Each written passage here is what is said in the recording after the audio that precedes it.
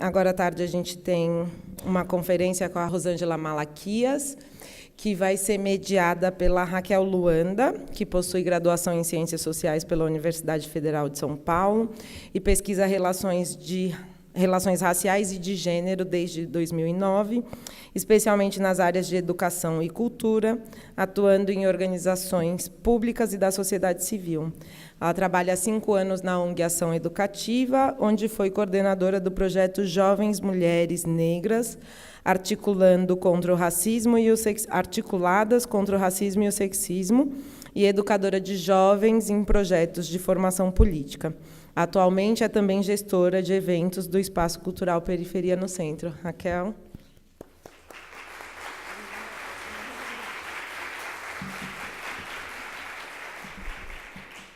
Olá, boa tarde. Bem-vindas todas e todos. Primeiramente, eu gostaria de agradecer o convite do MASP, em nome da Sofia Gutierrez, da Amanda e do Eric, por todo o cuidado e atenção nessa interlocução. Especialmente também a meu amigo Hélio Menezes, que é um dos curadores dessa exposição, que eu considero um marco no reconhecimento e disseminação da produção artística e intelectual negra. Bom, antes de dar início a essa conferência e chamar a nossa convidada, eu gostaria de partilhar um sentimento com vocês, que acredito que tenha bastante conexão com a mesa, enfim, que é intitulada Diálogos Pedagógicos e Educomunicativos para a Educação Étnico-Racial, pensando práticas na escola. Enfim, acredito eu que quem já esteve aqui em outras conferências, nesse contexto da exposição, pode ter, eventualmente, ouvido outros mediadores algum tipo de sinalização de incômodo estar nessa posição aqui.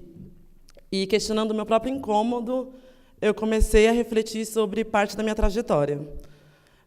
Diferente de muitas como eu tive a maior parte da minha formação básica em instituições privadas, que estão presentes no senso comum como sinônimo de qualidade, mas que, na minha percepção, por falta de diversidade e de possibilidade de encontrar e considerar outras narrativas, não foram suficientemente efetivas.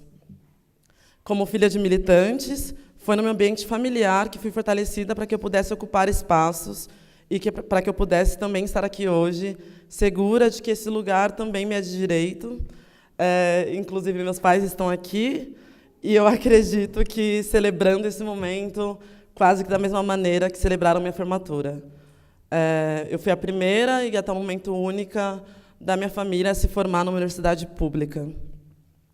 Bom, as minhas contribuições que eu pretendo, enfim, vou tentar trazer para a mediação dessa mesa aqui hoje, também vêm da minha experiência como educadora de jovens de 15 a 20 anos, onde, a partir da discussão de conteúdos praticamente ausentes na formação escolar, que é um pouco do que a gente já conversou na parte da manhã de hoje, eu pude acompanhar a transição capilar de algumas e alguns jovens, a descoberta de ancestralidade religiosa, a afirmação de afeto, a descoberta de trajetórias, de possibilidades, e, infelizmente, também a violência implicada nesses corpos. Estar aqui com vocês hoje, com esses acúmulos, também me trouxe a dimensão de que falar de história da África e afro-brasileira é falar de possibilidades, de autoestima, de humanização, de saúde mental. Basicamente, é falar de vida mesmo, né?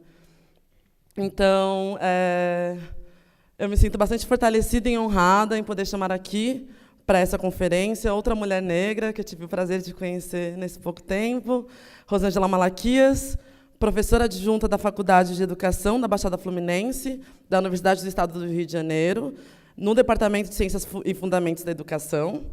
É coordenadora do Promovide, Programa Movimentos Sociais, Diferenças e Educação, também da UERJ. Seu pós-doutorado foi realizado na Cátedra da Unesco, da Universidade Metodista de São Paulo, na linha de comunicação cidadã, nos espaços situados em regiões midiáticas. Por favor, Rosângela.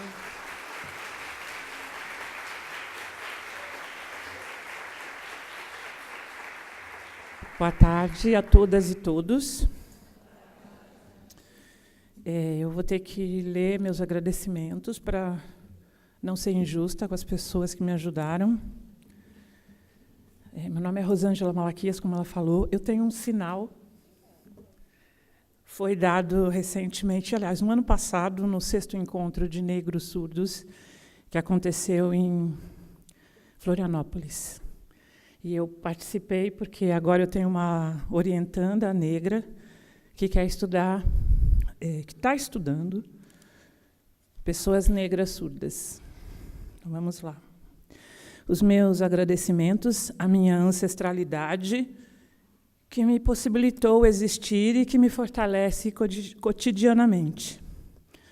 Agradeço a Amanda Carneiro Santos, supervisora de mediação e programas públicos, pelo convite e paciência na busca por uma agenda possível à minha presença aqui. A gentileza do Eric Silva, do Maicon Ferreira, da Sofia Gutierrez. Agradeço a curadoria da exposição e da publicação Histórias Afroatlânticas, Adriano Pedrosa, Ayrton Heráclito, Hélio Menezes, Lília Moritz Schwartz, Tomás Toledo, por nos brindar com tanta beleza, força, sensibilidade, revolta, emoção, liberdade, reunidas na mostra Histórias Afroatlânticas. Agradeço a mediação da Raquel Luanda, muito doce. Valeu, Raquel, ter te conhecido. Já conhecia de nome, porque eu já fiz algumas coisas com ação educativa, na época que eu trabalhei no CERT. Agradeço também aos colegas que me antecederam. A fala da Adriana de Oliveira, muito rica para mim, na perspectiva da antropologia da arte, que eu tenho lido pouco sobre isso e acho muito importante rever.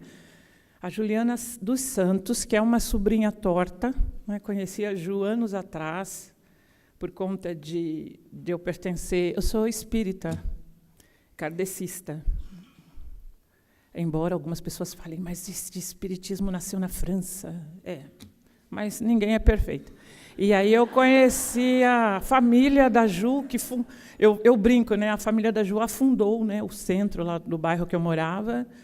E eu levando, aí as crianças precisam de atividades, e, logicamente, eu sou ativista do movimento negro, e eu escolhi levar no Museu Afro-Brasil. Quem era a monitora? A Ju. E eu falei para ela, plantar semente, sim, planta semente. Quando você leva crianças para o Museu Afro-Brasil, mais de uma vez, inclusive, você ajuda essa criança a ver a diversidade e a pensar o Brasil com outras possibilidades. Então, foi muito legal. E adorei a fala do André. Depois eu não quis fazer pergunta na hora, mas eu perguntei bastante aí na hora do almoço. O meu olhar sobre a exposição foi múltiplo. Primeiramente, de uma espectadora habituada a visitar exposições. Sou filha de uma artista plástica, Zulmira Gomes Leite. Vocês verão uma tela dela que eu coloquei na minha apresentação. Cuja temática central apresenta a ancestralidade africana e afro-brasileira. Eu visitei a exposição também como um público ativo que fez a oficina e que, ao notar o imenso número de jovens negros e negras lá no Instituto Tomi Otaki, protagonizando criativamente a confecção de fanzines, com muito esforço eu consegui ficar de boca fechada e de olhos bem abertos, aprendendo com eles. E a terceira forma de ver a exposição foi como professora, que lida com textos impressos, imagéticos também, e que eu fiquei completamente emocionada com a possibilidade de utilizar a exposição e agora o livro, né, como mais um referencial teórico e prático nas atividades com os estudantes. Então, hoje eu não darei spoilers da exposição, mas eu escolhi, então, 2 telas apenas, que eu coloquei nos meus slides, porque eu acho que este impacto que eu tive, muitas pessoas aqui podem ter, não necessariamente com as mesmas telas, mas com aquilo que a Juliana falou e um pouco que o André trouxe, do quanto nós temos que aprender a conhecer novos olhares, outros olhares, exercitar novos olhares. E antes, né, da gente iniciar com os slides, eu vou pedir para vocês assistirem apenas 5 minutos de um vídeo que eu produzi, um dos que eu produzi na minha pesquisa de pós-doc, que foi em 2014, terminou em 2016, eu entrevistei um escritor muito importante para o movimento negro, que é o Oswaldo de Camargo. Ele é meu vizinho de bairro, era, né, que agora eu moro no Rio, mas aqui em São Paulo, meu vizinho de bairro. E eu falei, gente, não posso perder a possibilidade de aprender com o Oswaldo. E acho muito bacana que vocês, professoras, professores, entrem em contato com ele, porque ele é uma pessoa extremamente disponível. Ou então, se não pessoalmente, lendo os livros que ele produz. Porque, como ele mesmo vai dizer no filme, ele é o liame entre gerações que agora já estão no Orum, e nós aqui, né, no AE, temos que ter condições de perpetuar esse conhecimento. Então, só um trechinho, e depois, quem quiser referência, está no YouTube, tá, gente? Pode ser?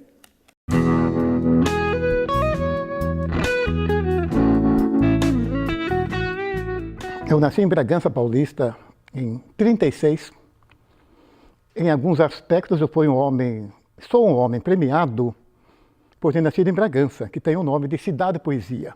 No meu tempo era muito forte ainda chamar Bragança de Cidade Poesia. Outra sorte, o local em que nasci, Fazenda Sinhazinha Félix, está sendo chamada hoje de Vale dos Castelos, que para mim, para a minha imaginação, tornou-se uma espécie de Pasárgada de que fala o Manuel Bandeira. Eu nasci no Vale dos Castelos, que tem servido para a minha ficção.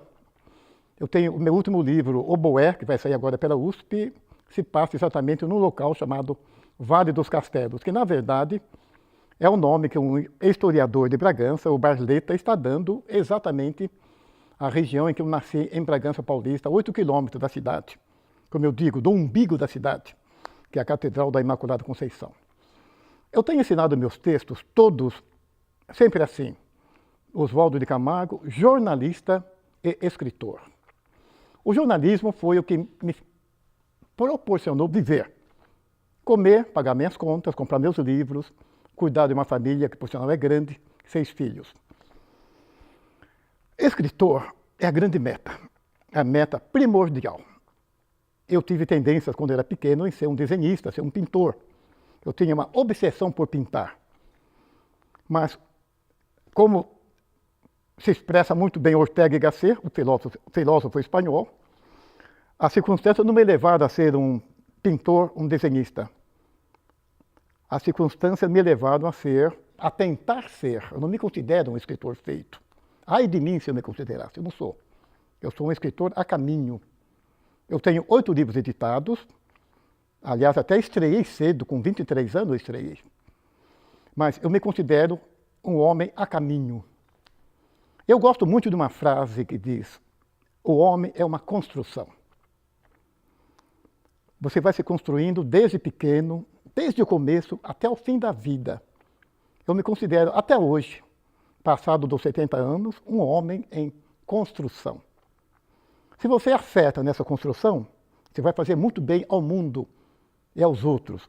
Se você erra nessa construção, você vai fazer mal ao mundo, a si mesmo e aos outros. Eu acredito que tentar construir a minha vida sob o parâmetro de uma literatura, da literatura, que eu considero a minha grande arma, sobretudo como negro, porque a minha literatura, eu sou obrigado sempre a dizer isto, eu faço uma literatura que tenho lutado muito para que seja reconhecida como negra. Eu sei que é meio irritante às vezes, eu tenho batido tanto nisso, mas eu acredito que enquanto o Brasil estiver nesse parâmetro de igualdade, de justiça, nós somos obrigados ainda a dar voz àquele que não teve, a falar como nós somos, em lugar de deixar que os outros falem. Então, eu me considero, de fato, um escritor a caminho. A minha história é uma história de muita sorte, um homem premiado em todos os aspectos. É muito interessante porque quando ele relata episódios da vida dele, ele, quando muito jovem, conheceu algumas das pessoas que ajudaram a constituir a minha consciência negra, como jornalistas, porque a minha formação eu sou jornalista, e parei, vamos dizer, eu comecei a trabalhar com educação quando, no doutorado, eu fiz uma pesquisa sobre prevenção de drogas na mídia, comparando Brasil e Estados Unidos. No mestrado, eu tinha feito uma pesquisa comparando jovens brasileiros, negros brasileiros, com jovens cubanos em bailes black. Então, eu sempre estudei juventude. E trabalhar com juventude me rendeu vários convites para dar palestras em escolas. Aí, em 2001, eu fui convidada para integrar um programa da Prefeitura Municipal de São Paulo que chamava Educom Rádio e ajudar naquele processo formativo, vamos dizer assim, no qual a gente aprendia muito com as crianças e também com professores e comunidade. E, desde então, eu comecei a ser convidada e a participar muito de perto de formações direcionadas à questão étnico-racial, portanto, antes da lei de 2003. Então, algumas falas que eu ouvi hoje aqui nas questões, eu tenho ouvido ao longo dos anos, mas foi também a professora Petronília Beatriz Gonçalves, que a Ju citou, que me ensinou o seguinte: você sempre vai ouvir as mesmas perguntas. O que vale é você não desistir e continuar trabalhando. Então, eu quero agora compartilhar com vocês um pouco do que vem a ser esses diálogos educomunicativos, tentar contribuir para que metodologias sejam possíveis. E aí são sugestões, eu não sou dona da verdade, muitas vezes eu cometo vários equívocos, mas eu tenho também aprendido com esses equívocos. É muito interessante, porque a gente, às vezes, fica com aquela culpa, né? E eu tento sempre falar para as pessoas: professora, professor, você não conseguiu responder naquele momento a uma ação de racismo que você assistiu? Tudo bem, se perdoe, mas depois reformule, dê uma resposta para a criança, faça alguma atividade, porque é muito legal ficar na memória da criança como aquele professor ou aquela professora que não aceita racismo, que não aceita desigualdade. É muito melhor ter essa memória do que você ter a memória daquele que pratica e que incentiva a desigualdade, a discriminação. Então, nesse sentido, eu comecei trabalhando nas escolas e acabei me tornando uma das consultoras também da Prefeitura de São Paulo, em vários momentos. Talvez alguém aqui já tenha participado de formação comigo. E aí, se ouvir a mesma coisa, sinto muito, gente, né? Às vezes, a gente repete. Vamos lá. Olha só, eu vim na exposição aqui do MASP e fui no Tomiotaki, e eu gostei muito das duas. Mas aqui eu gostei mais porque o acervo está muito maior. Então, vamos, por favor, pode passar o slide. Ou sou eu que passo? Sou eu que passo. E quem sabe, quem ouviu, né, em novembro do ano passado, um âncora, na época era da Globo, foi pego, meio que desavisadamente, falando que era coisa de preto, aquela bagunça lá em Washington, D.C., nas ruas. Washington, D.C. é uma cidade negra, né, Chocolate City, e, quando ele falou aquilo, houve uma repercussão, porque as pessoas começaram a dizer: é racismo, e eu comecei a pensar: puxa vida, tanta coisa que eu faço é coisa de preto, né, e é coisa de preta, eu sou preta, sou jornalista, sou da área de comunicação, então saibam que tudo que vocês verão aqui tem a ver com isso, é coisa de preta. Esses símbolos, e um deles está na exposição, numa escultura bem legal, eu vi.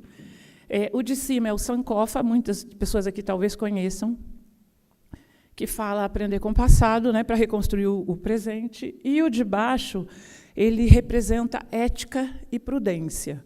Por quê? Porque é muito difícil estar aqui na frente falando como uma ativista do movimento negro, uma pesquisadora, sim, sempre fui pesquisadora na Universidade de São Paulo, e agora professora da UERJ, e eu tento manter coerência, mas é complicado, porque muitas vezes a nossa fala também pode estar carregada de preconceito. Por isso que é muito difícil trabalhar com a questão étnico-racial, porque a gente precisa rever posturas. Se eu discrimino pessoas porque são obesas ou porque são nordestinas, como é que eu vou falar de relações étnico-raciais e combater racismo? Então, olhar para os nossos preconceitos e, cotidianamente, exercitar a possibilidade de superá-los. Então, é uma prática muito do indivíduo também. E quando a gente percebe isso na gente, fica um pouco mais fácil, um pouco só, lidar com o coletivo. Agora sou eu que viro. Ai, meu Deus, esqueci disso. E aí, olha só, nesse canto esquerdo é a figura de Exu, que foi pintado pela Zulmira Gomes Leite. Ela assina Zul Mais, é a minha mãe. Eu queria tê-la trazido também, mas ela saiu do hospital antes de ontem. Ela estava internada e agora a gente está torcendo para ela se recuperar. E aquele outro do lado é o Exu Dambalá, que vocês verão na exposição, né? O da minha mãe eu trouxe aqui para já fazer o marketing. E vocês verão que é do Abdias do Nascimento. E por que Exu? Nós estamos falando de comunicação. E embora, olha só, né, eu acabei revelando minha religião, nem imaginei que eu fosse encontrar a Ju. Assim, desculpa, Ju, eu não associei você. Mas eu não ia falar que eu era espírita. Porque o espaço é laico e acho que isso não tem nada a ver. Mas, de qualquer maneira, quando nós falamos de cultura afro-brasileira ou cultura africana, conhecer as várias cosmologias também faz parte. Os símbolos adinkra, por exemplo, são da região que hoje é Gana, né? na África Ocidental. E eu tive um presente de Deus de poder viajar para Gana e ver que os símbolos adinkra compõem tecidos, compõem esculturas, é algo do cotidiano artístico e estético daquelas pessoas. E também muitas professoras na Prefeitura de São Paulo já trabalhavam com esta simbologia com as crianças na educação infantil. Então, é bacana pensar, como que eu vou fazer uma prática? Ora, se você pode usar uma escrita filosófica e que também é esteticamente bela e que tem uma origem tecnológica africana, isso é implementar a Lei 10.639. E falar de Exu, por exemplo, quem conhece Salvador e já foi lá onde tem o prédio do Correio, deve ter se surpreendido, porque em frente ao Correio de Salvador tem uma estátua de Exu. Exu é o orixá da comunicação. Então, eu achei pertinente, já que vamos falar aqui de outras possibilidades que não são dicotômicas, porque Exu também não é dicotômico, ele apresenta várias possibilidades. O tridente, ao contrário do que imaginam algumas pessoas quando chegam na escola, que acham que é coisa do demônio, indica, na verdade, outros caminhos. Então, olhar para esta mitologia sem medo, mas numa perspectiva cultural, também é uma possibilidade metodológica de discutir plano de ação e projeto político-pedagógico da escola. Porque as pessoas adoram, por exemplo, falar de mitologia greco-romana, né? Porque é tão lindo, mas não fala da que é africana. Então, este foi o propósito.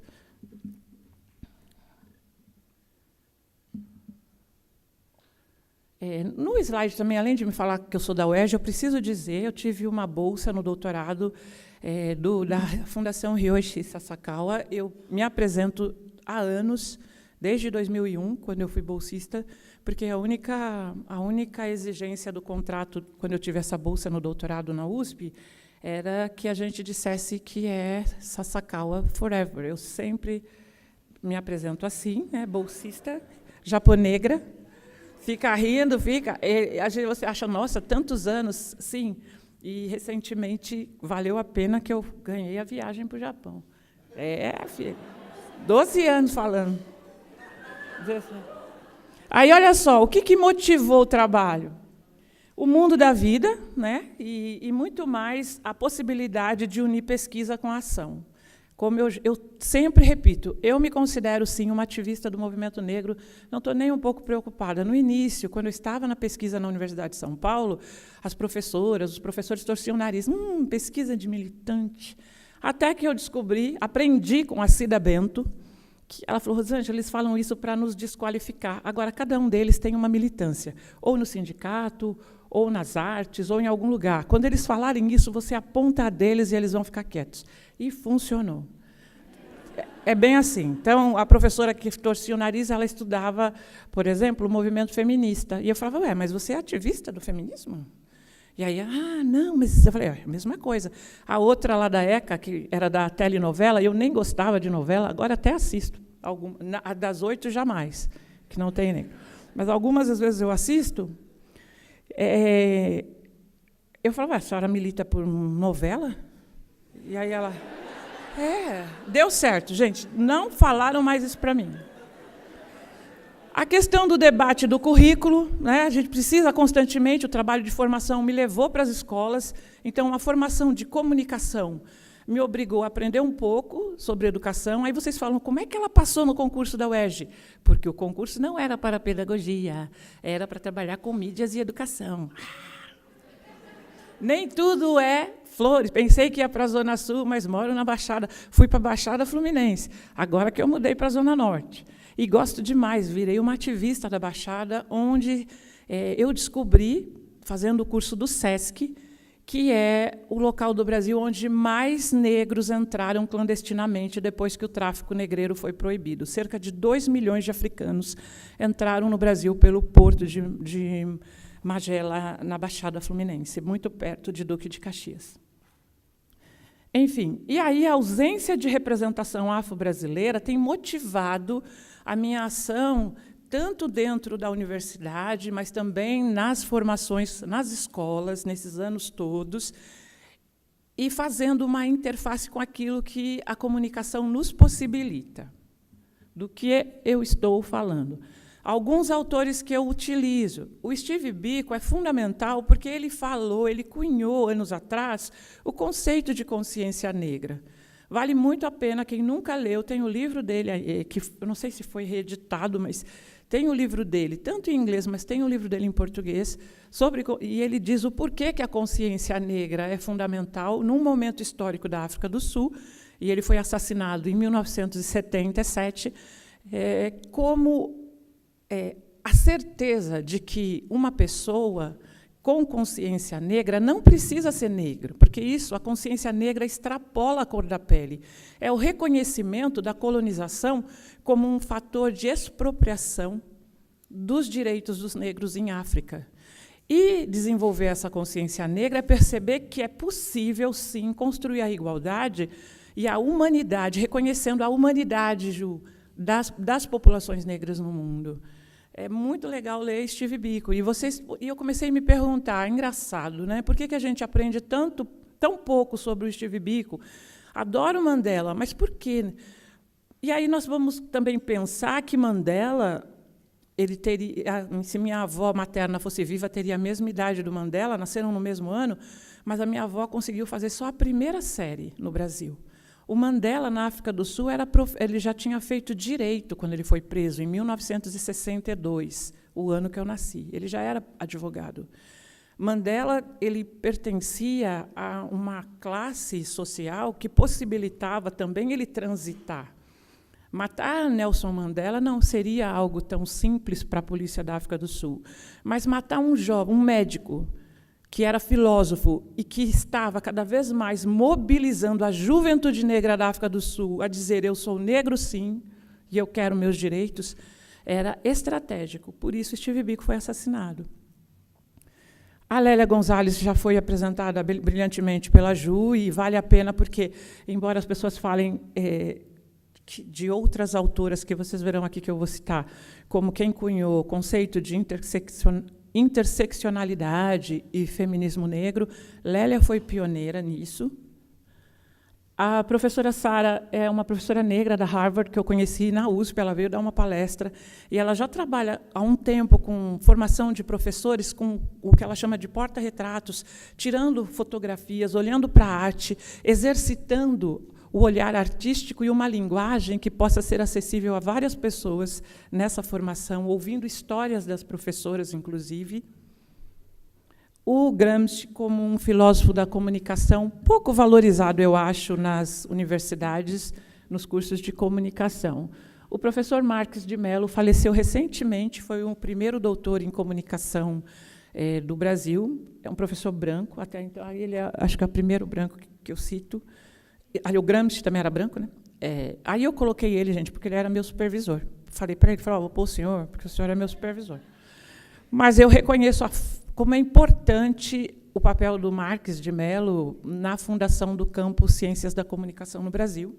Ele foi muito homenageado mês passado na Intercom, lá em Joinville. A Linda Osborne também é uma autora branca, ela é judia e publicou um livro lindíssimo mostrando o papel das mulheres na luta pelos direitos civis. E aí mulheres negras, mulheres brancas, que a história não dá a legitimidade, porque geralmente aparece quem? Martin Luther King. Quem conhece o memorial do Martin Luther King sabe que quem construiu foi a Loretta, a esposa dele. Então, as mulheres que fazem o grande trabalho de reunir a comunidade, mas elas não aparecem na foto. A professora Petronilha já disse, e principalmente porque escreveu as diretrizes curriculares nacionais, também é negra. E o professor Muniz Sodré, que, como um teórico da comunicação, um filósofo e um professor brilhante, ele nos instiga a pensar as possibilidades de contralinguagem, contradiscursos, de uma filosofia nagô, como ele tem dito recentemente. É bem legal trabalhar com esses autores. E aí, olha só, a Kimberly Crenshaw é uma professora da UCLA, ela é colocada como a que criou o conceito de interseccionalidade, ou seja, pensar como a gente vai trabalhar determinadas questões, qual é a perspectiva da mulher, qual a perspectiva do negro, qual a perspectiva dos pobres. A gente sabe que, muitas vezes, somos discriminados por conta de algumas identidades, como o Stuart Hall costuma dizer, né, essas identidades que se deslocam. E outra que falava disso, duas outras que falam, é a Jill e a Zambrana. Mas a Lélia, gente, já falava disso muito antes, nos anos 70. E aqui a gente vai falar um pouco de como trabalhar essas temáticas tão amplas. E eu gostaria de perguntar quem aqui pode... Gente, eu não estou vendo direito os rostos por conta da luz, eu vejo que tem bastante gente, então, se alguém quiser mentir, vai ser indiferente. Agora apaga a luz, que agora eu estou vendo quem vai. Mas eu gostaria muito de saber quem realmente leu o texto das diretrizes curriculares nacionais que orientam a educação étnico-racial. Olha, poucas pessoas, muito bem, pouquíssimas. Leitura obrigatória, dá para baixar gratuitamente em PDF da internet. Por que é leitura obrigatória? Porque as diretrizes, a lei em si é só a lei, mas as diretrizes trazem orientação. Neste sentido, complementando a fala da Ju no início, o papel da professora Petronilha foi fantástico, porque, em 2000, ela foi alçada pelo movimento negro ao Conselho Nacional de Educação, de lutas históricas que ela já falou, né, lá de trás. Quando a Petro chega no Conselho Nacional de Educação, ela começa uma grande pesquisa nacional, mandando perguntas para o Brasil inteiro, perguntas básicas. Você sabe o que é racismo, o que é discriminação? E, a partir das respostas que ela recebeu de várias escolas do país inteiro, o texto foi produzido. Tanto é que, embora os movimentos negros eles não sejam consensuais em muitas questões, o texto das diretrizes pouco problema causou, porque há um entendimento do conceito de raça como algo construído historicamente e também porque a responsabilidade de combate ao racismo é da sociedade brasileira. Então, vale muito a pena ler e entender um pouco, né, o que são essas diretrizes. E aí, olha só, vamos pensar metodologicamente, depois que você lê as diretrizes, você fala assim, mas é muita coisa, eu não dou conta, eu estou sozinha. Se conforme, vai continuar sozinha. Você pode, eventualmente, fazer parceria, mas já pensa assim, eu vou ser sozinha. Quando aparecer alguém, você fala, yes, porque aí você sofre menos. Quais são os princípios das diretrizes curriculares nacionais? O primeiro princípio é consciência política e histórica da diversidade. Então, o texto aqui, que vocês vão baixar, né? Todo mundo vai sair daqui sabendo que vai baixar o texto. Vocês verão que tem vários itens dentro deste primeiro princípio. O primeiro item é: somos todos seres humanos. Ju, somos todos seres humanos. E se somos todos seres humanos, a construção desta humanidade, ela sim é obrigatória numa sociedade que crianças negras, mulheres e homens constantemente são desumanizados, são tratados como macaco. Seu macaco, o tempo todo nos desumanizam, tiram, negam nossa humanidade. E aí, como que a gente trabalha esta consciência? Por favor, olha, adorei agora. Luzes na plateia, por favor. Não funcionou agora. Luzes, Aí, plateia, dá para vocês ficarem em pé um pouquinho e se auto-olharem, por favor? Olhem só as caras de vocês. Um olhando para a cara do outro, aproveita, já acha um crush. Olharam, viram? E aí, se a gente estivesse num programa de auditório, já que a gente está falando de comunicação, eu pergunto, todo mundo se parece? Só tem homens na plateia? Só tem mulheres? Então, por favor, sentem-se. Palmas para vocês. Percebam que a gente tem uma diversidade imensa. E agora, olha só, pensando lá atrás, eu sou obrigada a... Olha, gente, talvez eu esteja falando algo inadequado e a Lélia já deve ter... Sei lá se ela já reencadernou, né? Na minha doutrina, as pessoas reencadernam. Vira outra capa. Não tem? Morreu o caderno, morreu, o meio fica mesmo, muda a capa. Reencadernou. Quem acredita em reencadernação entende do que eu estou falando. Se a Lélia reencadernou, eu não sei, mas a verdade é assim. Eu imagino que quando as mulheres começaram a pensar em interseccionalidade, pensaram na perspectiva de gênero apenas mulher. E a gente sabe que o conceito de gênero é extremamente amplo ultimamente. Então, se a gente imaginar, né, nessa perspectiva antes, olha, as mulheres são tratadas desigualmente, sabemos disso. As mulheres negras, mais ainda. Então, pensar na classe, as pobres, mais ainda, os pobres. Então, quando a gente pensa em interseccionalidade, raça, etnia, classe social e gênero, lá atrás eu imagino que era apenas a questão, vamos pensar, mulher, homem e mulher. Hoje a coisa complicou, porque tem muito mais definições de gênero. É difícil aprender? Muito. Se você não dá conta e sabe que é um tema polêmico, dê o processo ali com a professora. A melhor solução é ouvir e aprender com quem é especialista. As professoras e professores não são obrigados a saber tudo, mas é possível aprender com um especialista, ver se tem condições de fazer, não uma grande formação na escola, mas levar num dia de conversa com a escola, com a gestão, alguém que possa dar orientação. E foi assim que aconteceu anos atrás, quando eu conheci um formador excelente, que é o Alexandro Santos, que ele estava já sendo chamado pela Prefeitura de São Paulo para resolver impasses do tipo: que banheiro uma pessoa trans pode usar, o de menino ou de menina? E aí ele dizia, aquele que ele se sentia mais confortável. Mas aí a gestão da escola não queria. Então, veja, a pessoa não podia usar o banheiro, mas aquela pessoa existe. Parece que é um conflito pequeno, não é. Como é que você impede um ser humano de usar o banheiro? Então, isto também faz parte das relações étnico-raciais e isto também está dentro do primeiro princípio. Somos todos seres humanos, porém, há seres humanos diferentes. Vocês se olharam agora, vocês disseram que vocês não são iguais. O que a gente luta é por igualdade de direitos. Lutamos por igualdade e respeito. Mas as pessoas são diferentes e essas diferenças precisam ser valorizadas na medida que seja possível, né, negociar, inclusive, aquilo que se chama tolerância.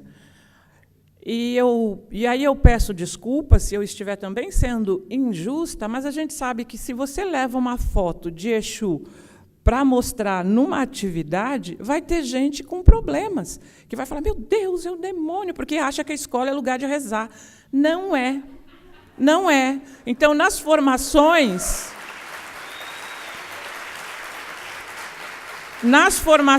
principalmente em educação infantil, muitas vezes eu ouvi, ai, Rosângela, a gente faz um Pai Nosso para a criança ficar mais calma. Eu falei, mas espera um pouco.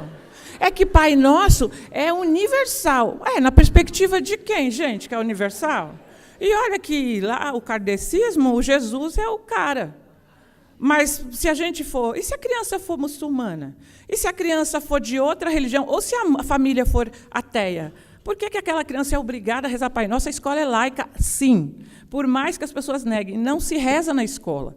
Então, reza você, professora, está com medo? Reza lá no seu pensamento. Reza, mas não vai fazer a criança rezar. E aí, se você mostra, então, a imagem, aquela imagem tem que estar na perspectiva cultural. E se for a imagem de Jesus, tem que ter a de Tupã, tem que ter de todas as outras possibilidades. Por isso que a educação étnico-racial dá muito, muito, muito trabalho. Por isso que muita gestão de escola foge e sai correndo. Mas também, quando a gente dá cursos específicos para a gestão, e eu fiz isso muitas vezes, a gente ouve, sabe o quê, das diretoras? A gente tenta, Rosângela, mas as professoras não querem. E aí eu ia para as professoras, Rosângela, a gente faz o possível, mas a gestão não quer. E era a mesma escola, hein? Aí, qual foi a estratégia? Chegar na SME e dizer assim, naquele núcleo que você trabalhou, também trabalhei muito tempo ali. A gente falava assim, formação agora tem que ter todo mundo, tem que ter o porteiro, tem que ter a senhora da cozinha, tem que ter a gestora, a supervisão, coordenação, todo mundo. No mínimo, 5 pessoas por escola. E aí, algumas escolas passaram a reproduzir e a modificar algumas questões trazidas na formação e construir um caminho. A professora que apontou o problema com a menina que soltou o cabelo, é verdade, viu? Você acha que está tudo solucionado e não está. Eu gostaria de narrar uma das formações em São Mateus, que uma gestora disse para mim o seguinte, Rosângela, você pediu, e eu sempre peço, e eu vou falar agora outra possibilidade metodológica para entender o princípio de consciência da diversidade, e aí já emendar no próximo princípio de fortalecimento de identidades. O exercício da formação e aí eu estou pedindo e propondo para vocês, cheguem na escola e olhem os cartazes. Como eles estão comunicando coisas, como eles anunciam ou ilustram. E uma escola que dizia ter vários problemas na região da Zona Oeste, com que as mães não respeitavam e tal, e numa das formações eu perguntei como são os cartazes. Aí elas traziam 5 dias de formação, 5 semanas.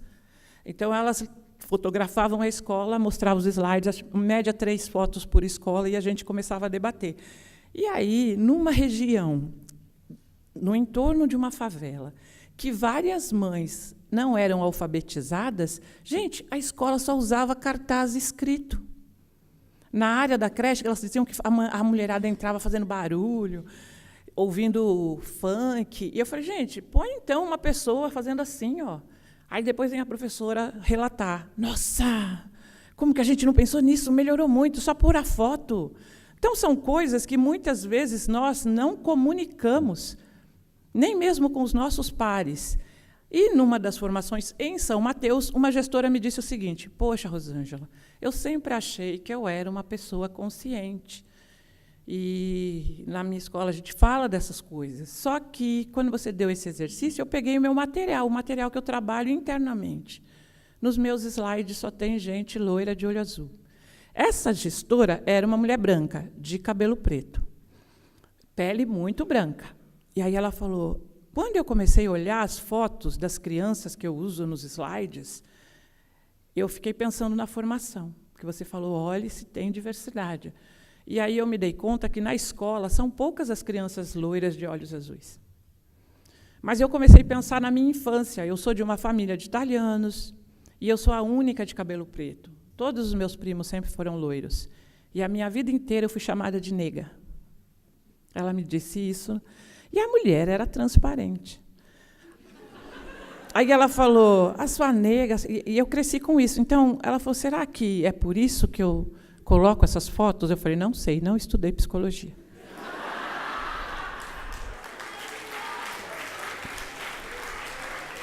Mas, veja você como a coisa é profunda, né? A coisa é profunda. E aí ela falou, eu vou mudar tudo. Então, coisas simples do tipo... E aí, por que é tão importante mudar o material da escola e as fotos que estão nos corredores? Porque aí a gente parte para o segundo princípio de fortalecimento de identidades. e de direito. Teve uma professora lá atrás que falou da importância de referências, considerando que nós vivemos no epistemicídio. E essas pessoas como Oswaldo, por exemplo, que não podem. Claro que se chegar o dia dele ir embora, como eu até posso ir antes, mas a gente nunca sabe o dia que a gente vai, ele deixa um legado de livros, de textos. Mas é importante que a gente saiba e reconheça que essa diversidade ela existe e ela fortalece. Gente, é tão legal ouvir as histórias do Oswaldo. Eu fico, é meu amigo. Né? Você sai falando, pô, ele é negro que nem eu, ele é preto. Você fica super feliz. E quando eu vim aqui na exposição, então, eu ficava... Eu olhava um quadro, Imagina, a gente não tem referência. Até a Bahia da Globo só tem gente branca. Eu não assisto, eu me recuso, entendeu? E aí, o fortalecimento de identidades implica buscar referências, de novo, dá trabalho. Por isso que a gestão empurra para quem é da docência e a docência para quem é da gestão.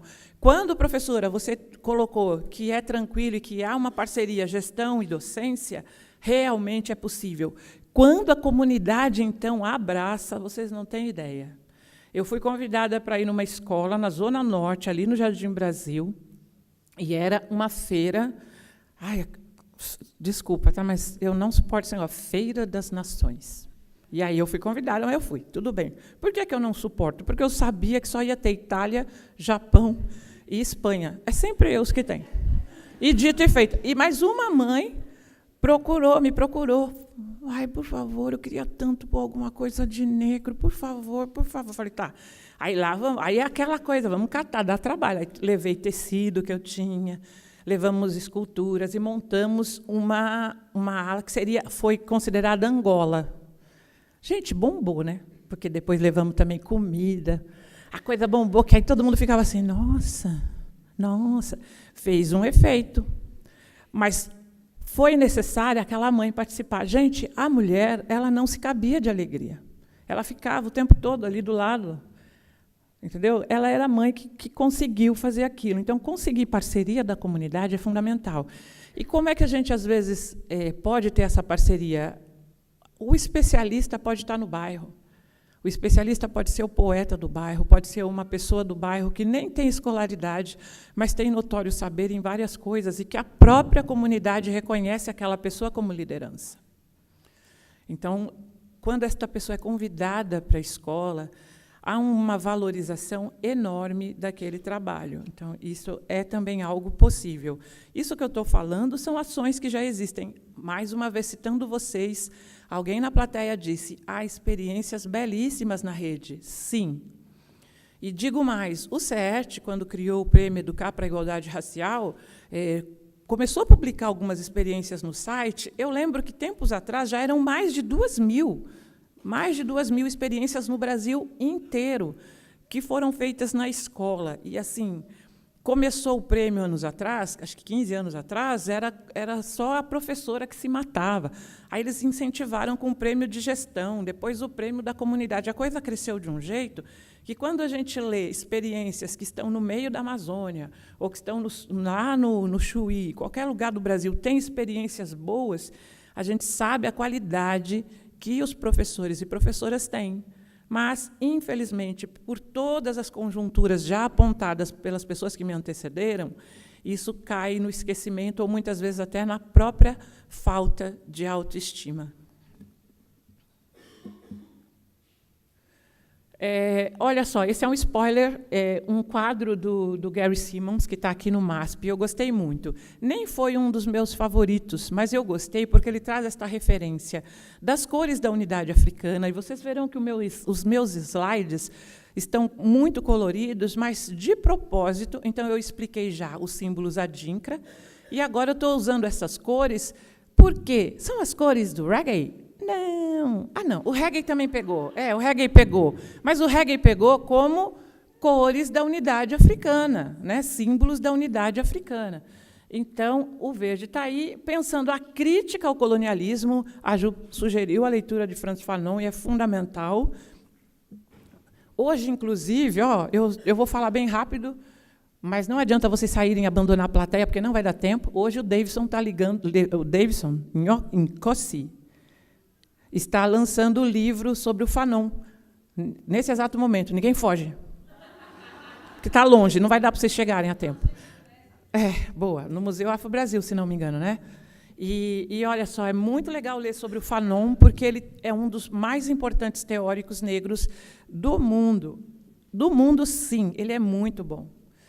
E o racismo estrutural, entendendo que, neste país de 400 anos de escravidão, esta leitura que faz uma pessoa, uma mulher branca, de pele muito clara, ficar em dúvida, lembrar que ela era chamada de negra, isso era uma coisa terrível, e os referenciais estéticos dela são sempre pessoas de olhos claros, a gente pensar, se isso afeta essa mulher, imagina o cotidiano de crianças não brancas. Eu estou falando não brancas, não estou falando necessariamente crianças negras.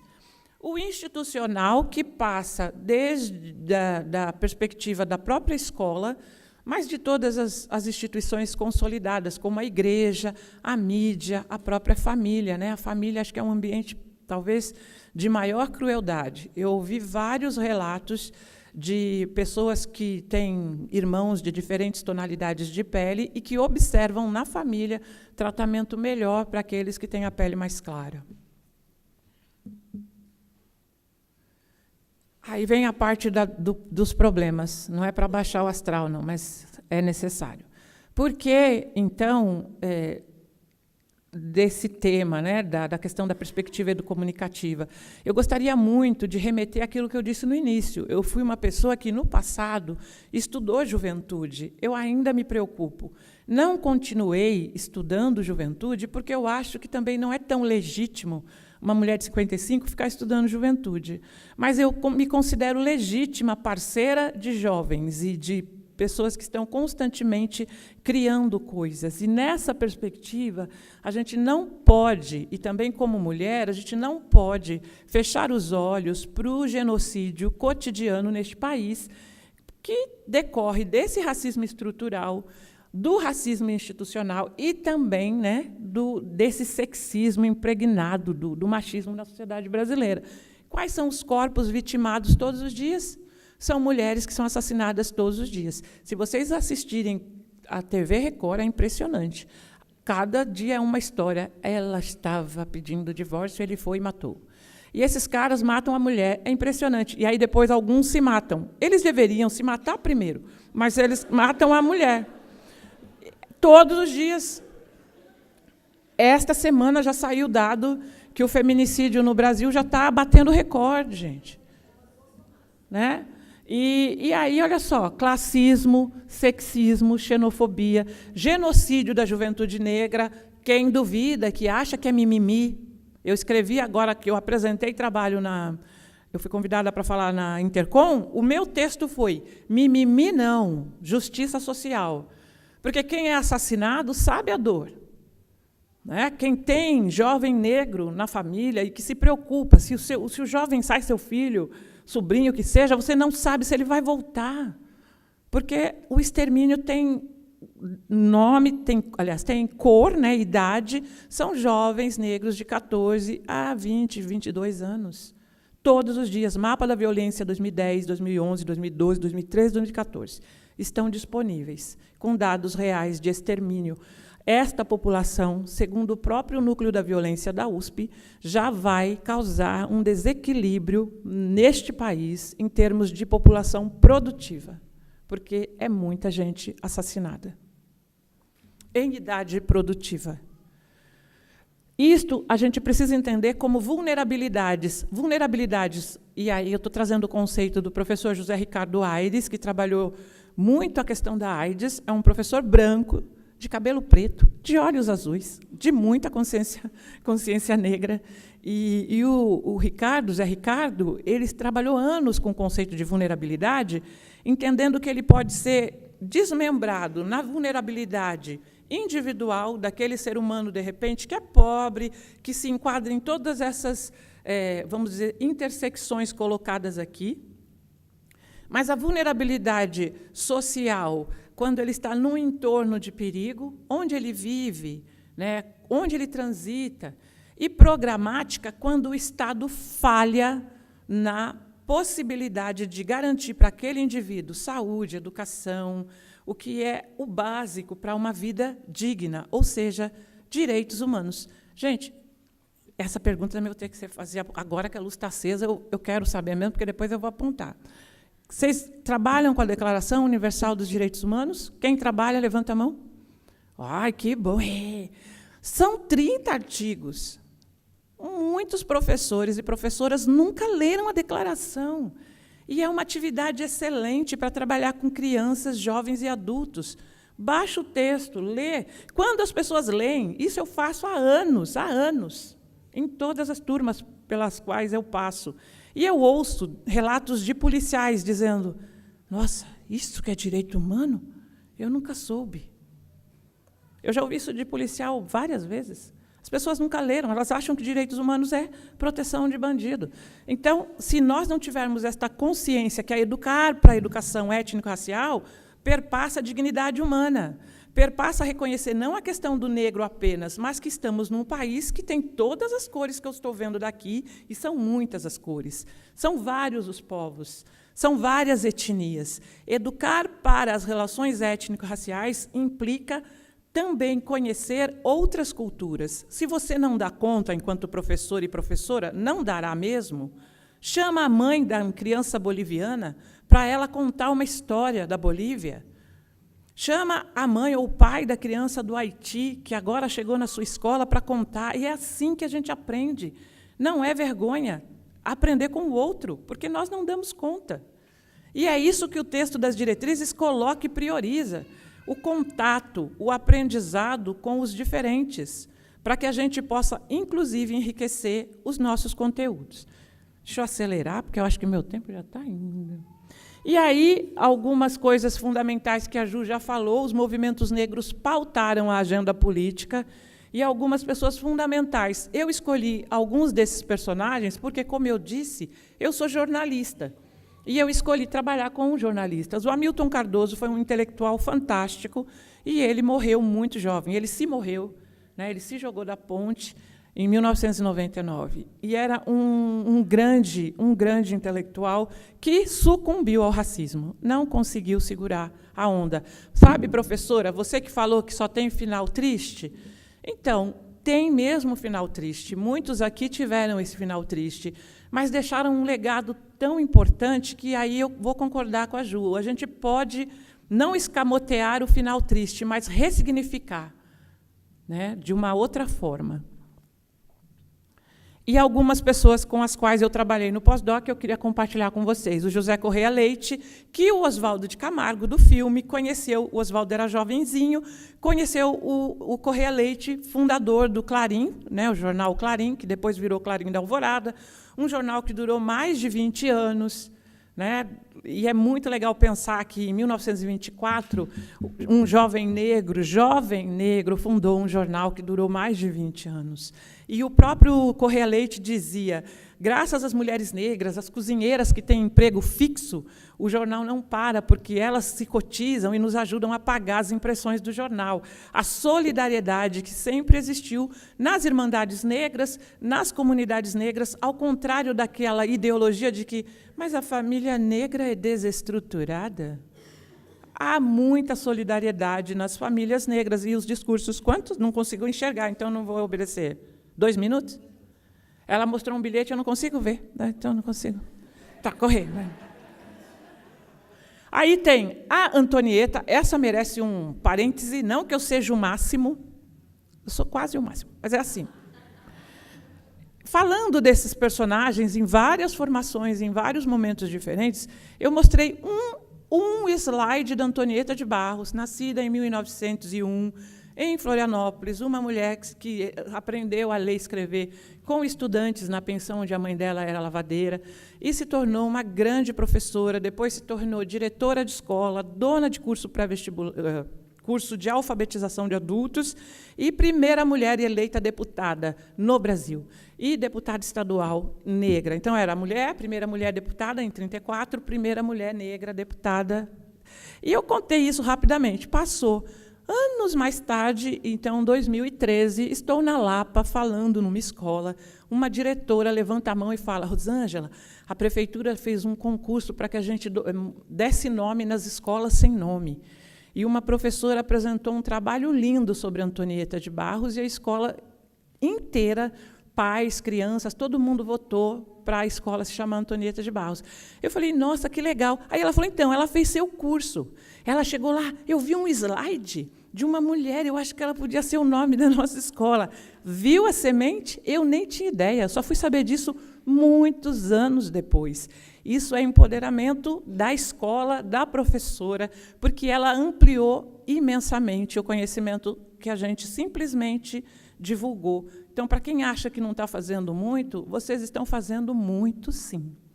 Correndo.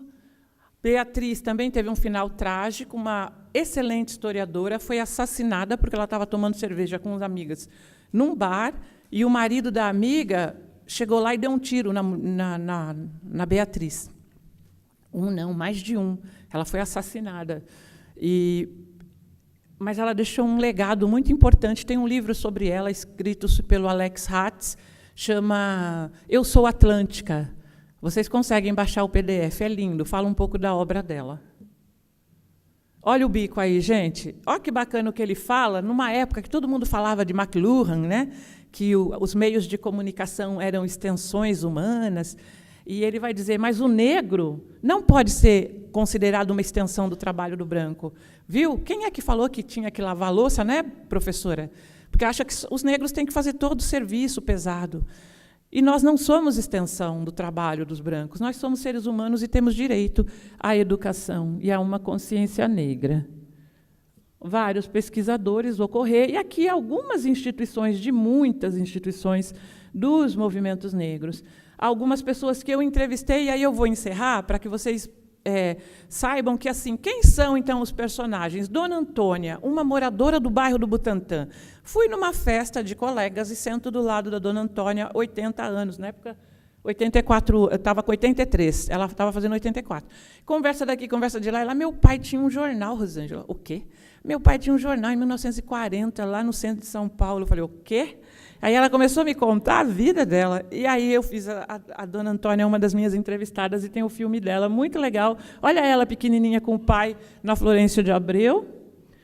O Oswaldo, né? E ele cita como um grande jornalista. A imagem é péssima, a gente tem poucas imagens desse jornalista muito importante, que é o Fernando Góes, já falecido. A Cláudia Alexandre é uma jornalista, sambista, radialista, professora universitária. Ela entrevistou e trabalhou muitos anos com ai, meu Deus, Evaristo de Carvalho, que tinha um programa na Rádio Gazeta, aqui pertinho. O Evaristo fundou a Rede Nacional do Samba. Quando não tinha internet e não tinha celular, ele combinava com sambistas que estavam em vários países para ligar na hora do programa dele. Ele já fazia educomunicação quando ninguém fazia. E por que eu coloquei o Evaristo? Porque lá na ECA, onde eu fiz meu doutorado, só é educomunicador os franceses, os americanos, os brancos. E eu falava: gente, mas o Evaristo já fazia isso muito antes. E não aparece. Então, se nós, negros e negras, ou pessoas brancas que têm consciência, não olharam no entorno e não descobrir esses personagens, não haverá representação. E o professor Denis de Oliveira, lá da ECA, vale a pena conhecer o Denis, que é do CELAC e tal. O Denis tem como referência o Clóvis Moura. Sabem que o Clóvis Moura tinha a pele bem clara, mas toda vez que eu ouvi o Clóvis Moura falar, ele sempre se identificou como um homem negro, um afrodescendente. E o legal é que a obra do Clóvis Moura, que a universidade fez o favor de não reconhecer, é considerada, talvez, a mais importante obra de estudo sobre escravidão. Ele que vai cunhar o movimento negro como o mais importante e o pioneiro movimento social do Brasil. Ufa, acho que deu. Obrigada.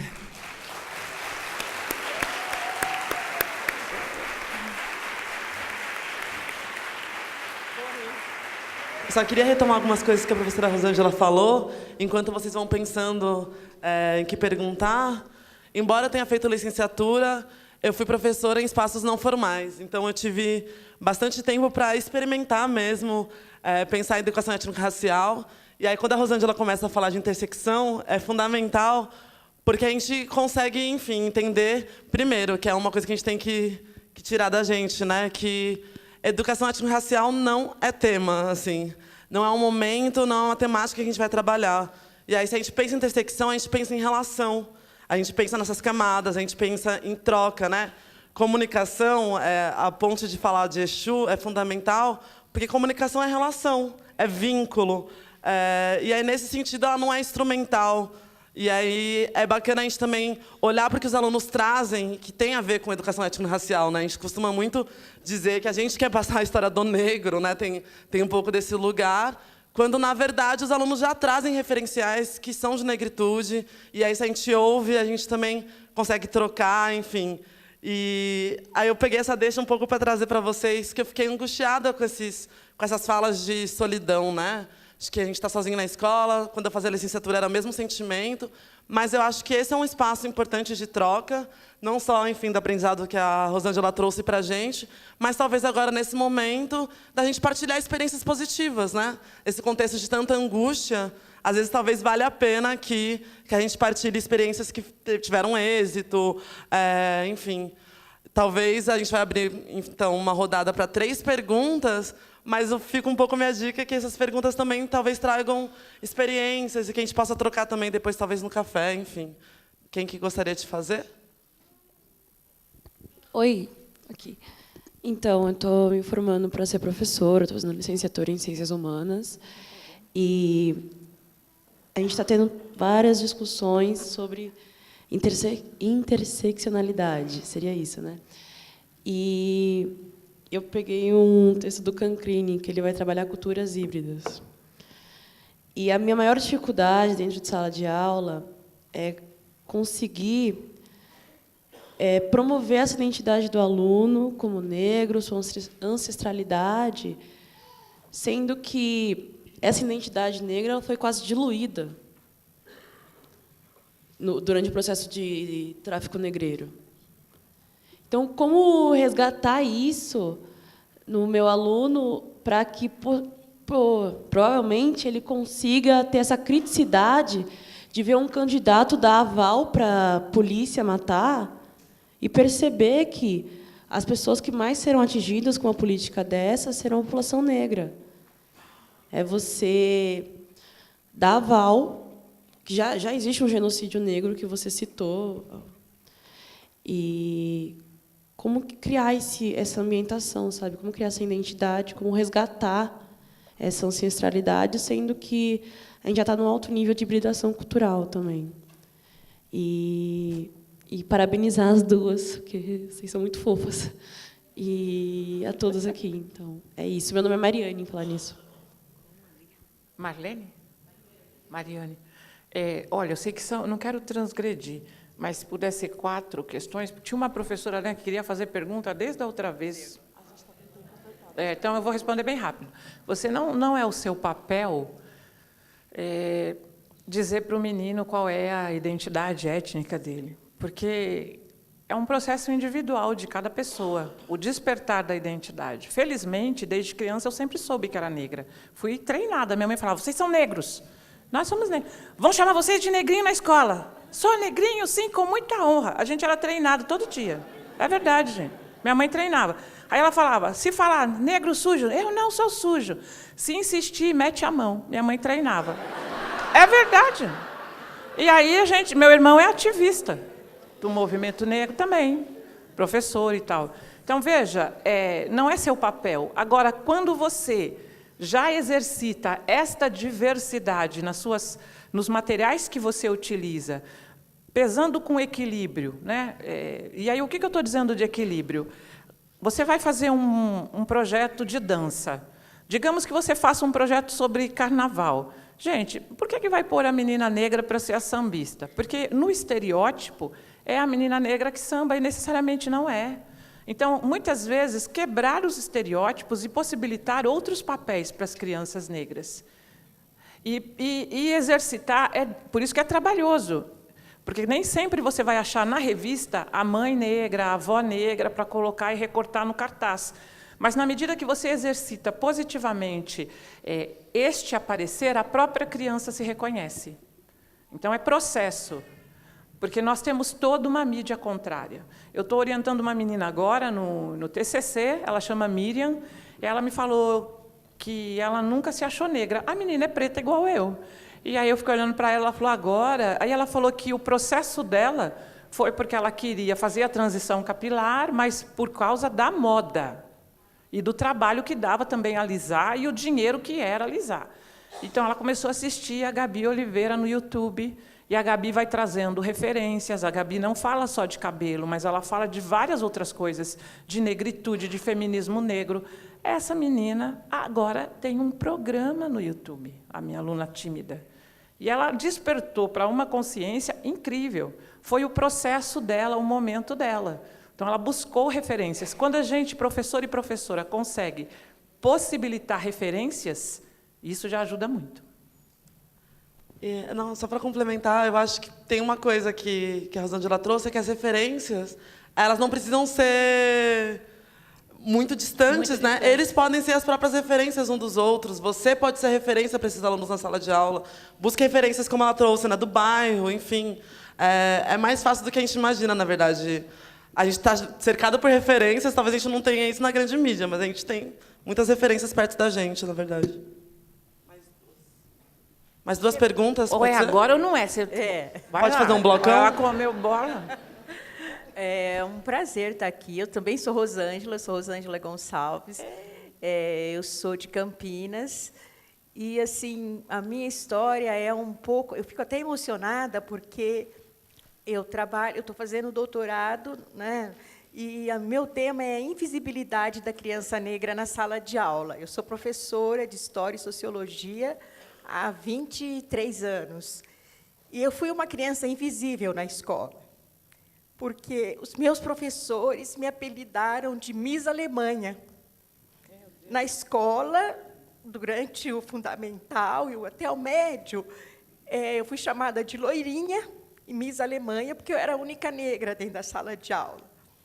Então, esse tema eu estou trazendo no meu doutorado, porque eu quero, e eu tento enxergar os meus alunos, e quero dar visibilidade a eles, porque eu era a única negra, mas hoje, na minha sala de aula, eu tenho vários alunos negros, mas eu tenho um problema dos alunos não se reconhecerem enquanto negros, e quando eu trabalho, quando eu entro na temática, eles se invisibilizam. Então, como fazer para esses alunos não serem invisibilizados, não se sentirem? E, quando eles aparecem de uma forma que eu creio ser negativa, porque aí os outros professores falam, mas é aquele moreninho que só dá trabalho, que brinca, que não faz nada. Então, é muito complicado isso, né? Eu não tive vez e voz, e, para eu aparecer na escola, eu tive que ser a melhor aluna, porque aí todo mundo queria fazer trabalho comigo, os meus professores me enxergavam. E eu tento enxergar os meus alunos, mas parece que eles não querem ser vistos, eles não querem ganhar essa visibilidade. Então, como que a gente faz para dar visibilidade para esses alunos? Rô, mesmo tendo sido treinada, quando eu falei, e fui mesmo, quando a professora falava de escravidão, eu odiava.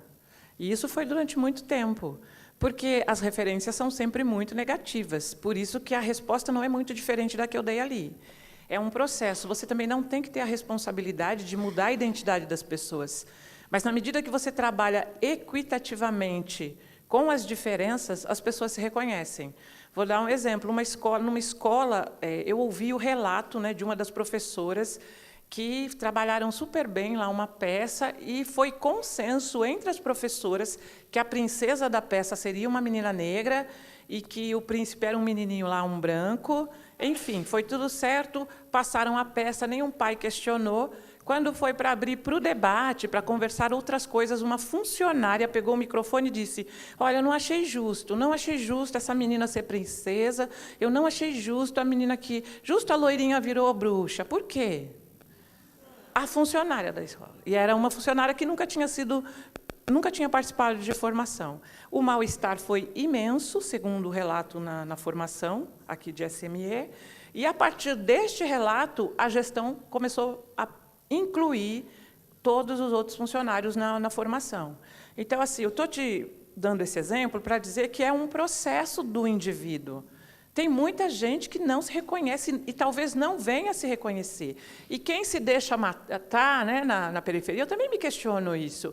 Tem também eu estou morando no Rio já há 3 anos, né, 3 anos e meio, por causa do concurso que eu passei, e eu ouvi relatos de alunos que moram, por exemplo, no Complexo da Maré, que a minha aluna tem um namorado que mora também no Complexo da Maré, só que numa outra favela. Dependendo do dia, do confronto, se ela estiver na casa dele, ela não pode voltar para casa. Ou, se ele estiver na casa dela, também não pode. O discurso do outro é um discurso contra a violência, contra a violência. E as pessoas estão acreditando que vão resolver essas violências cotidianas. E, olha só, muitas violências cotidianas também são perpetradas por negros contra negros. É ilusão achar que o negro não vai reproduzir aquilo que ele aprendeu competentemente. A sociedade não é racista? Qual educação que eu tive? Despertar a consciência negra, para mim, foi mais fácil pelas referências que eu tenho de família, de leitura, e de uma mãe que sempre se soube negra. Né? Meu pai sempre teve problemas para assumir a negritude. Ele foi fazer isso, ele falava na minha casa, isso nunca vai mudar, isso nunca vai mudar. Entendeu? Quando ele via os debates que a gente tinha até altas horas da noite. Então, não é seu papel. O seu papel é propiciar conhecimento, propiciar diversidade. O despertar é individual. Eu ouço, quando acaba a formação, mais de uma vez, eu chamo de fila do confessionário. Eu fiz até um artigo, coloquei na nota do rodapé. Vocês vão lá, vocês procurar um artigo sobre diálogos pedagógicos, uma das notas do rodapé eu conto isso. Tem pergunta? Nunca tem. Ninguém levanta a mão. Aí estou guardando as coisas, quando eu vejo tem a fila. Falei, caramba, eu já estou achando que eu estou indo embora, a pessoa não pergunta. Aí, o que eu quero? Rosângela, eu chamei um menino de gordo. Você acha que eu fui preconceituosa? O que você acha? Eu respondo. Rosângela, meu marido é da sua cor. Você acha que ele é negro? Não sei. É seu marido. Mas é isso, gente. As pessoas não tocam no assunto. As pessoas não tocam, elas são casadas com pessoas de cores diferentes e elas não falam disso. Uma professora teve um problema seríssimo porque ela foi discriminada no Carrefour. Ela achava que ela era morena. Aquela mulher entrou em crise porque o segurança do Carrefour achou que ela tinha roubado. Entendeu? Porque ela achava que ela era morena. E uma professora branca, diretora de escola, fez um depoimento na sala de aula dizendo assim, eu fui no prédio da minha amiga, que é um prédio de alto padrão, levar o presente da festa de casamento, mas eu só estava de calça fusô. E ele queria que eu... Calça fusô e um camisão. O cara queria que eu entrasse pela porta de serviço. E ela estava indignada, porque ela era diretora de escola, e começou a chorar, a mulher branca, na formação. E aí, por dentro, desculpa, gente, eu pensei, agora sabe como que é. Mas eu pensei.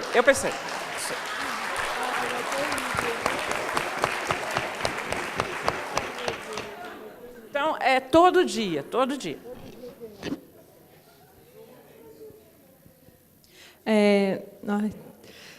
Eu sempre esqueço que sai alto no microfone, eu fico testando a altura.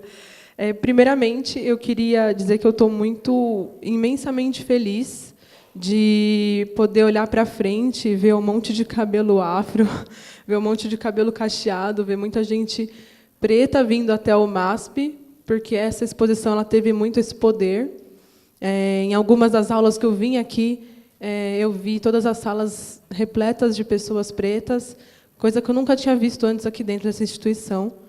Então, essa formação estar acontecendo, ela é uma continuidade disso, e isso tem me deixado feliz em todos esses 4 meses de Histórias Afroatlânticas.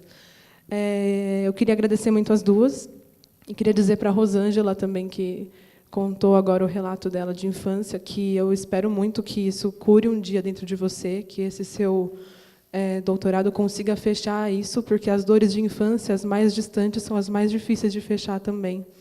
Mas eu sei que você vai conseguir, porque isso dói, mas é necessário a gente entender nossos processos. Eu fico feliz que você tenha conseguido externar, mas eu espero que você consiga fechar isso em você. Eu queria falar para vocês, né, para vocês duas, de um processo que eu tenho vivido com os meus alunos, que eu tenho sorte de não ser um espaço tão regrado dentro da ONG em que eu trabalho, mas que é um processo que... então, eu tenho uma certa liberdade muito maior do que os espaços comuns, que os espaços das escolas normalmente possuem, mas que dói, né, esse racismo nosso de cada dia, né, que a gente é obrigado a lidar com ele, que apontam ele para a gente todo dia. E há umas semanas atrás, eu estava contando aqui para a Esther, 3 alunos chegaram na sala bravejando assim que iam processar todo mundo porque foram chamados de macacos. Mas eles não sabiam o porquê que eles foram chamados de macacos, né? Então, eu acho que todos esses vídeos, que nem você falou da Gabi, por exemplo, no YouTube, né, eles são ferramentas muito potenciais, né? Tem muito youtuber que fala diretamente sobre as questões pretas, mas também tem os que não falam, mas que são pretos. E aí eu soube que eu fui chamada para trabalhar na ONG por ser preta, porque até então a evasão de adolescentes era muito grande, né? E diminuiu sendo uma pessoa preta, porque eles se veem uma pessoa preta, né? Então a nossa figura já é muita coisa para eles.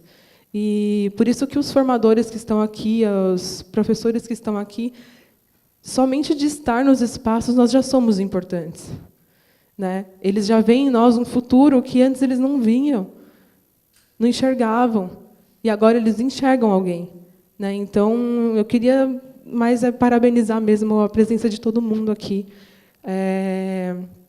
falar da nossa importância de estar entrando nos espaços de cultura, né? E aí, cada vez que eu consigo mostrar uma produção preta dentro da minha sala, né, eu sei que eu estou mudando a visão de algum daqueles alunos sobre si mesmo, né? Nesse dia que a gente conversou e a aula foi sobre a questão racial, não teve como fugir. Eles tentaram fugir, mas não conseguiram. Eu não ia deixar eles fugirem desse incômodo que causa falar do racismo, mas esse dia foi muito produtivo e eles saíram de lá pensando. E aí, 3 semanas depois, que foi há 2 semanas atrás, nós tivemos uma aula sobre símbolos, e nisso um dos meninos falou sobre o símbolo nazista. E aí a ideia que ele tem do nazismo é que eles odeiam preto e pardo, ele falou, né? E ele falou: eu não quero porque eu seria morto, não quero porque eu sou esse alvo. E aí ele se entendeu enquanto negro. Eu percebi nele, nesse momento, que ele se entendeu enquanto negro, sendo que antes ele queria processar alguém que chamasse ele de negro também, né? Então eu não precisei falar para ele que ele era negro, ele se entendeu depois de ver outras referências também, né? Então é isso. Eu acho que a imagem ela diz muita coisa mesmo, né? A imagem de alguém fazendo já diz muita coisa. Uma foto de uma pessoa preta em um espaço que não seja o espaço que é normalmente colocado para nós diz muita coisa. E acho que a gente às vezes nem falar assim, né? Vejam essa pessoa preta que é empresário. Não, sabe, só mostra, isso já diz tanto para eles, né? E tornar isso fica no subconsciente, tornar isso frequente nas salas de aula é que eu sinto a necessidade mesmo. E vocês são maravilhosas, muito obrigada. Boa tarde a todos. Eu queria dizer que é uma honra estar na presença de nomes tão importantes, né, para falar sobre o assunto que nós estamos estudando hoje. Eu sou pedagoga, trabalho no município de Tamoio da Serra, e aí eu percebo mudanças enquanto professora, enquanto mulher, enfim, são reflexões que eu venho fazendo não só dentro da sala de aula, mas fora também. Dentro de casa, eu acho que a gente tem que refletir enquanto ser humano, primeiramente, né?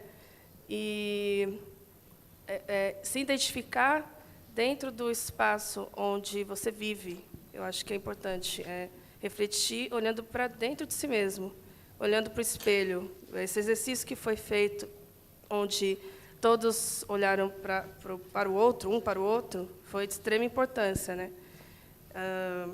E levando isso, trazendo um pouquinho da minha experiência, enquanto pessoa,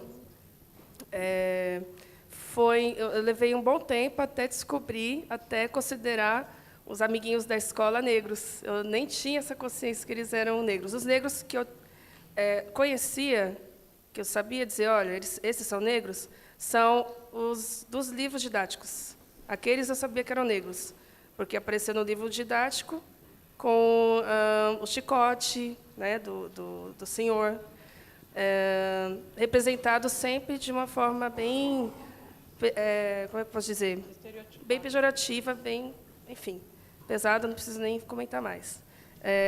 Enquanto mulher, eu posso dizer que sempre me interessei por brancos. Então, até me decepcionar muito com um branco dito muito culto, na minha concepção, advogado, e ele me tratou, porque na condição de classe média, enfim, mas eu estou trazendo isso porque eu acho interessante colocar essa consciência que a gente acaba tomando diante das experiências de vida também, né? E aí eu fui tendo um olhar a partir de uma experiência frustrante que foi muito dolorida, né? Engraçado que eu não teria o interesse pelos negros, não tive interesse pelos negros através da mídia, né? Que eu poderia me interessar pelos meus coleguinhas negros, que eu nem sabia da existência deles. Mas não, sempre, através da influência da mídia, através da influência social, que eu acredito que pesou bastante, sempre pendi pelas características europeias. E aí, depois, conheci um amigo negro que me marcou muito, que ele joga xadrez, que ele é muito culto também. Então, aí, foi nesse gatilho, né, que eu tive outro olhar. Isso é muito pesado, mas eu acho que é interessante eu trazer essa experiência. Não, desculpa te interromper, só que para que dê tempo da Rosângela fazer a fala final e a gente não passar um pouco do horário, só para a gente ser mais objetiva, por favor. Não, eu acho que eu entendi o que você quis dizer e, na verdade, também a sua fala não é muito diferente comigo. A aluna que está pesquisando negros surdos é uma menina negra, ela não é surda. E foi a partir de um evento que alguns negros surdos foram na UERJ contar da experiência de racismo que sofrem, e foi uma fala impactante para nós, né? Ela acabou se interessando e me procurou. Eu falei, poxa, mas eu nunca estudei surdez, não estudo inclusão, fiquei com muito medo. Mas depois eu falei, gente, eu vou ter que aprender, né? Então, estamos num processo de aprendizado. Mas eu falei para ela, mas por que você não escolheu a professora tal que estuda isso? Por que não escolheu? Ela falou, Rosângela, é porque você é a primeira professora da universidade que tem a minha cor. Você é preta igual eu. Eu nunca tive, na minha vida, uma professora preta. E aí, eu vou dizer não para essa menina, entendeu? Estou estudando junto com ela. E, no seu caso, ninguém é treinado para ver mulheres e homens negros esteticamente como bonitos. Nós não somos. Eu vou falar uma coisa aqui que pode ser polêmica, e se for polêmica, acabou o tempo. Vamos falar assim, o amor não tem cor. Eu questiono, eu acho que tem. Porque, como nós somos, desde criança, treinados a achar os brancos mais bonitos, na hora de escolher, mesmo que inconscientemente, a gente sempre vai escolher um homem branco ou uma mulher branca. Isso pode mudar, né? E eu não estou também generalizando, mas, de certo modo, é o que a gente aprende, porque as capas de revista são dos brancos, a TV valoriza só os brancos, então a gente é treinado de achar o branco é bonito, o negro é feio, a negra é feia. Quando você vai se descolonizando, né, o seu pensamento vai mudando, você passa a despertar para outras coisas e fala, puxa, o que eu perdi, né? Então, vamos, então, aprender a exercitar a diversidade em todos os campos, e assim, só posso agradecer a oportunidade de estar aqui, estou super feliz de estar nesse espaço, como você bem disse, que antes era tão elitista, tão branco, né? E agora a gente vai ocupar mesmo, não vamos dar moleza, a gente vai estar aqui sempre. Muito obrigada pela confiança, tem o meu e-mail, eu vou passar para quem quiser fazer pergunta. Oi? É coisa de preta, então, muito obrigada.